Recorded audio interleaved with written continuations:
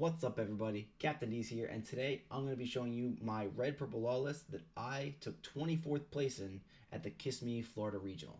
Red purple law is not really top of the meta right now, but it is a sneaky pick to kind of go against a lot of the top decks right now.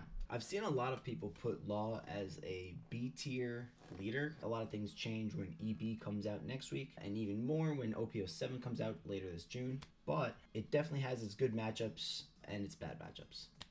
So let's get into the deck and then we'll talk about the matchups after. Just for a quick overview, what Law wants to do as a leader is bottom deck something your opponent has and summon something that'll help you in some sort of way. There's a few different targets that you can get for your own summoning abilities and a lot of minus abilities that'll help remove everything that your opponent can put out one by one. So let's first go through the minusing cards and then we'll go through the summoning cards as well.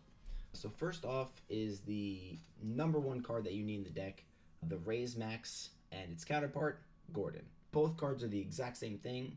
Both are 1 cost, 2000 power, activate main, return it to the bottom of the deck, and give one of your opponent's characters minus 3000 power. This card's very good at hitting those 6000 marks, which is a lot of the black blockers such as Borsellino and Sabo. Along with some of the tempo cards that are in the set, kind of like Gadatsu.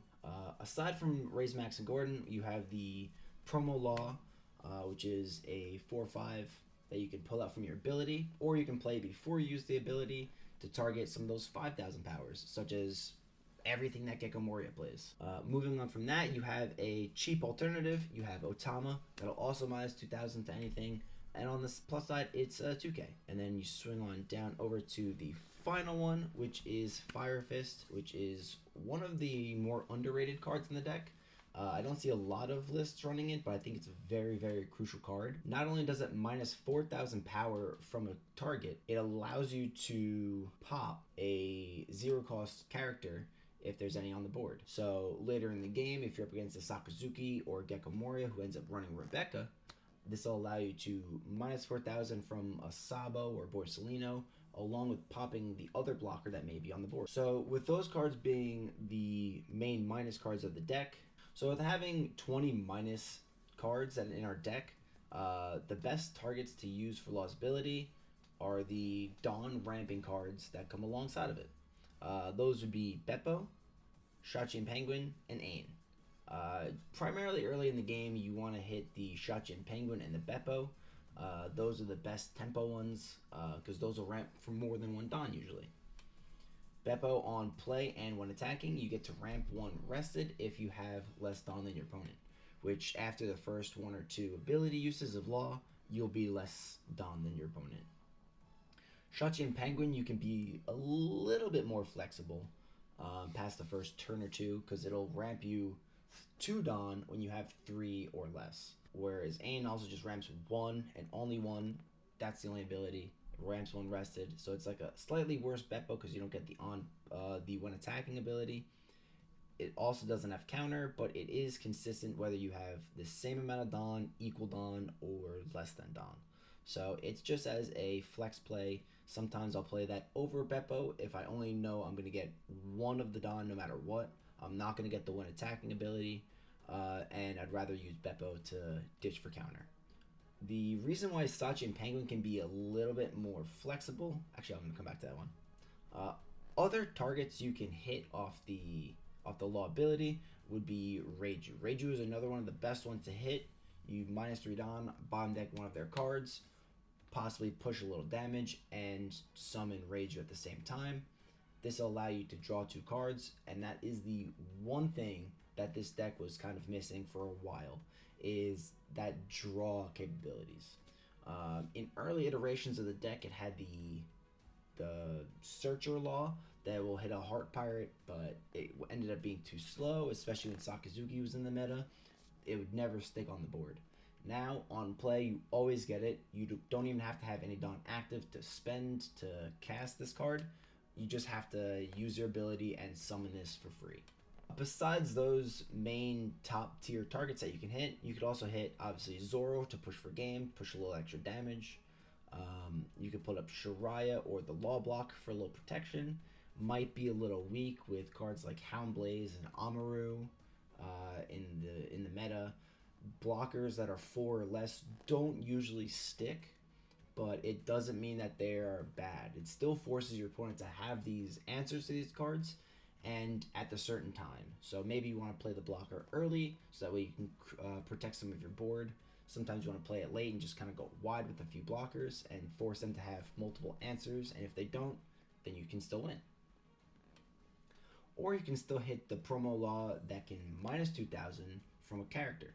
So you can bottom deck one of the characters and summon this. This will allow you to minus 2,000 to another rested character and swing right into it. So you'd effectively be getting rid of 2 of their characters and building your board at the same time. Now onto the blockers with the Shariah and the Law. Shariah is a very, very good card for the deck. I originally thought it was overrated and not needed, but I was severely wrong. This card solos Yamato. As long as you have it on the board, you can get out multiple. Take the first hit if you want to, but you don't even have to. This will allow them to never be able to Onami swing really big into your face, because you'll always have a blocker that you can ditch 1k for and be protected. Against Katakuri, they're swinging 7, 7, 7, 7, 7 every turn. You get to block the first one. You get to block their leader swing with 7 every single time. It's very helpful in those 2 matchups that you would generally start to struggle in without them. Law Blocker is kind of a flex card. It's not super needed in a lot of your matchups. The one that it really helps a lot with is a Nell. Them having 10 cards in their hand and they're just taking every attack, and then they might ditch 1 or 2 at the end. This will allow you to just rip a couple cards out. Maybe you'll hit some 2Ks, maybe you'll hit their Yamatos and Katakuris, so it becomes a little tougher for them to keep healing and popping your board. And finally, our last blocker, and yet the best one in the deck, is the Captain Kid blocker. This card is very nuts. Not only is it a 6k blocker and a 5 cost, which makes it a lot harder for colors like yellow to deal with.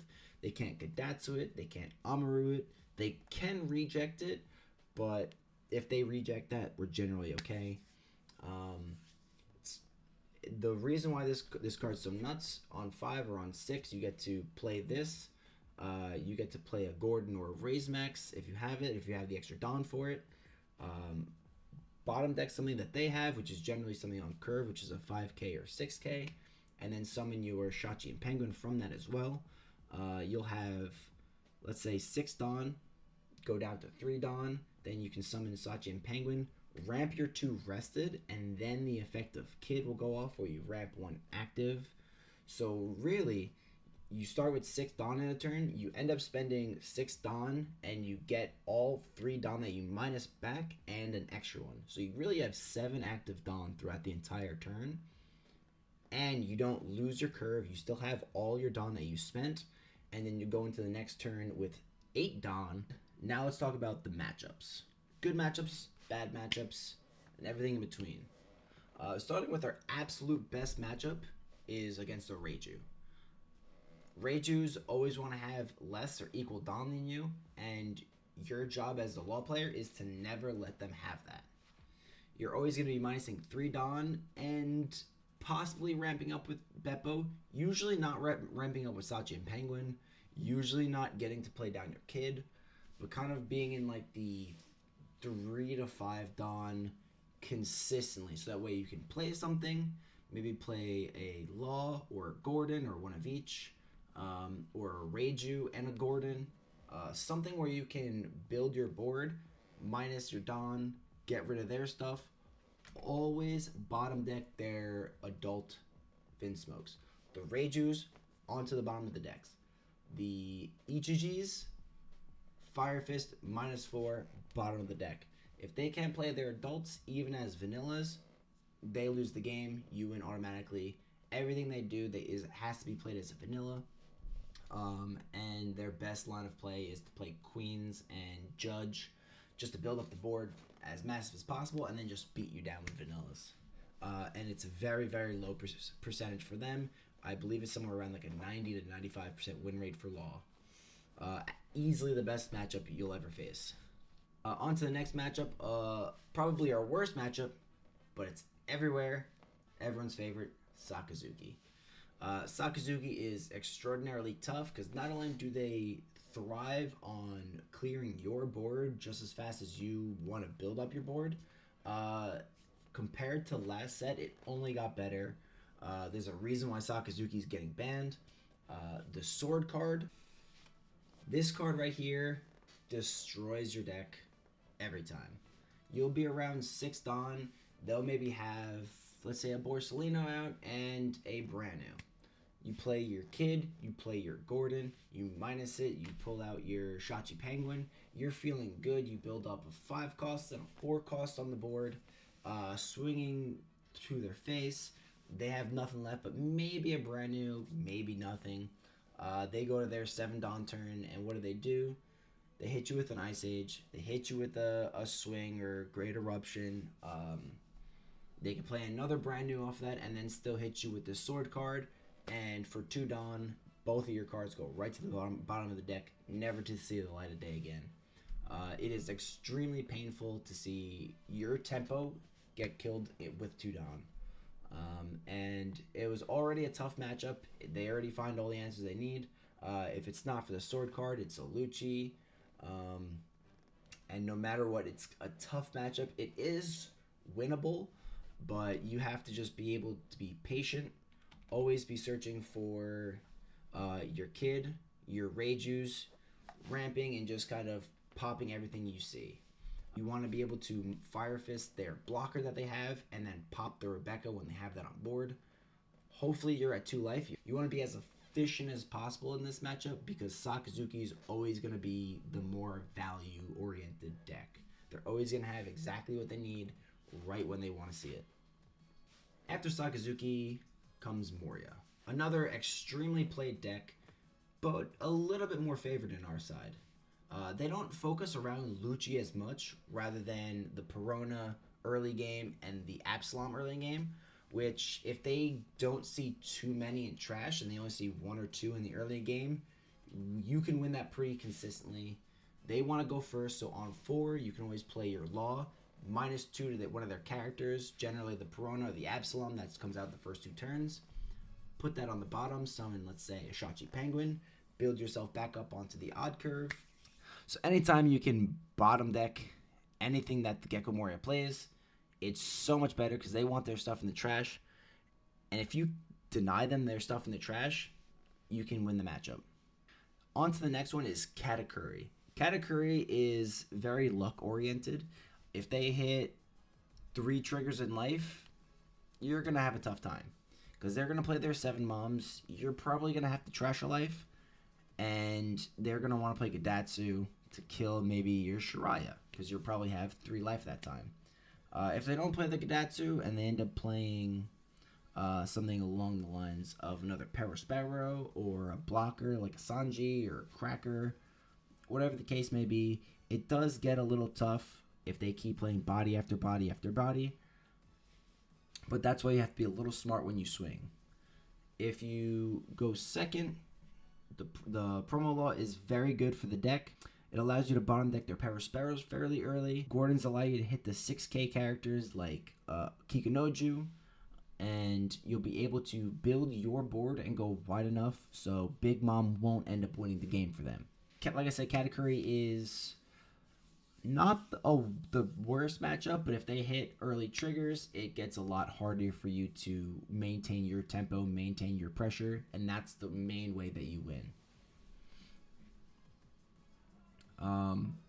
Besides Katakuri, the other mono yellow deck, Enel, is extraordinarily tough. Similar to Sakazuki, one of the worst matchups. They don't swing at you to begin with. They're going to make sure you stay at 4 life either the entire game or at least till they have 5 Dawn. They get to play Gadatsu and kill anything on your board. It is very tough because they don't die. You need to have at least 3 swings and they'll have 8 cards in their hand. It is a very, very hard matchup to win. Law is pretty good in the matchup. It allows you to yoink 2 of those cards because they'll usually have 7 cards at one point. If they don't, then you might be able to have done a little bit better of a job. Just, attack and maybe they'll just ditch a card to be under the 7. But then you're in a better spot going for game and all that stuff. So Law is pretty good in the matchup. The kid's extraordinarily good in the matchup. Multiple kids is very good, but the number one card you need to see is Reiju. Reiju will single-handedly allow you to keep building your hand, build a wider and wider board. They'll keep popping it, and you keep going wide and wide and wide. They start running out of things to be able to pop all of your stuff. They can only Katakuri so much. They can only Yamato so many things before you start swinging sevens a lot, maybe like 4 or 5 times in a turn, where they start having to ditch 3 cards, 2 cards each single time. And that's the only way you can win it. It's very tough, but it is doable. You need a lot of Reijus, a lot of kids, and probably your law blocker once. Now you know the overview of how law gets played, and now you get a little bit of insight into my 24th place at the Kissimmee Regionals. Stay tuned for a couple games. Click the video. Clink the link. Yeah. No, I don't have any links or anything like that yet. How do I want to say this? So now you got so that's my version of the best law list. Ooh, I got it. I know the next part. Other cards, other versions of this deck I've seen. I've seen people go a little heavier in the film aspect. I think that's a bait. People don't run 8 Gordons or Raise Maxes. I think you can come down to 7, but you really need the 8, I think, in my opinion. I think Buena Festa is a complete and utter bait. You don't want to run that. You don't want to drop one of your 2Ks that's not going to do anything on board just to find one of these. I'd much rather play my Reijus than bottom deck them through searching for a Raise Max. It just doesn't make sense to me why I would put a bad card like that in my deck to just find one of these normal mediocre cards that are in the deck. There's so many of these in the deck, you don't want to search just for that. You'll draw them. And Ain is like okay. Other than that, the law, it's okay. It's not something that you really want to strive. You need to find in the deck. Same with Shiraya, like it's okay, but you run 4, you're mulliganing forward in certain matchups like the Yamato matchup. It's not worth to run Buena Festa for it for sure. Another card I've seen is Radical Beam. Radical Beam I've tested. I don't like it. I never want to leave the 1 Don open. And if I do, it's just usually the Don that I get back from Kid, which is fine to leave. But sometimes I'll still do that for a bluff. I don't run it though. You don't want to run it, I think. I think it's more so a brick in your hand than anything else. If you do run it, I've always found that if I play 1, I still lose the game. If I play 2 in a single game, then I usually win that game because I'm able to protect 2 of the bigger swings that have hurt me a lot, let's say. But one swing, it doesn't make much of a difference if it's 1 swing because I'd rather have that extra pressure. I'd rather have had like a Zoro in my hand if it's a brick and just be able to swing harder, swing again, swing extra times. It just doesn't fit right in the deck. I've seen a lot of decks run it. I've tested it. I did like it at first, but I've then come to my senses and I don't like it. Another card is Ace. Ace does not really work with the deck. It's understandable why some people want to run it. When you hit the God Curve and you hit Kid into Shachi and Penguin, you -3, ramp 3, and you get the 1 active. You go to 8 and you have your board. Sure, playing a 7/7 is pretty nice, especially when it minuses the 3,000 power, and you can then you can bottom deck a character from there, summon one of your own. It's cool. It doesn't gain the rush. It just gains the minus, but it's a 7k power swing. It's okay. I'd much rather swing, put the Don under characters and swing with that. or go wide and just kind of swing heavier than just dropping an ace and kind of doing nothing else on the turn. It also becomes a brick. You don't want to run too many counterless cards because you don't generally have too many cards in your hand at all. That's why I only run 2 Ain rather than 4. If I were to boost up any of the numbers on any of these cards, it would be Ain to 3, or maybe Fire Fist to 3. One of those two, because Fire Fist is just good against Sakazuki, which is everywhere, and Ain is just another Dawn ramp that is always going to be helpful, but you know, I wouldn't want to add an extra counterless card. You already run the 4 Zoros guaranteed, 8 Gordon and Raise Max altogether, and then 2 Fire Fists. That's already 14 cards, plus the Ain, so that would be 16 cards. You don't want to add too many more.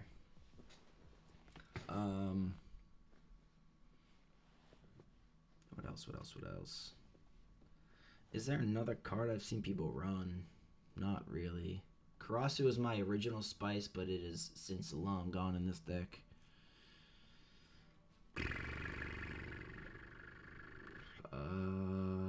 Yeah. So with that being said, that is my list that I ran in the Kissimmee offline regional 2024. I took 24th place with it. I went 7-2 with it. I had my chance at getting top 16, but I didn't have good enough breakers. Just barely bubbled out of an invite by 1 position. Little salty about it, but it happens. I still won my finalist cards. Still won my championship kid. Still looking for the next one where I can do even better. EB is only going to make this deck better. Same with set 7. But stay tuned for the next video. I'll be able to show you guys what changes for EBO1, what changes for OPO7 for this deck. And comment down below what you guys think might be a good substitution for any cards in the deck. Thank you, and I'll see you guys next time.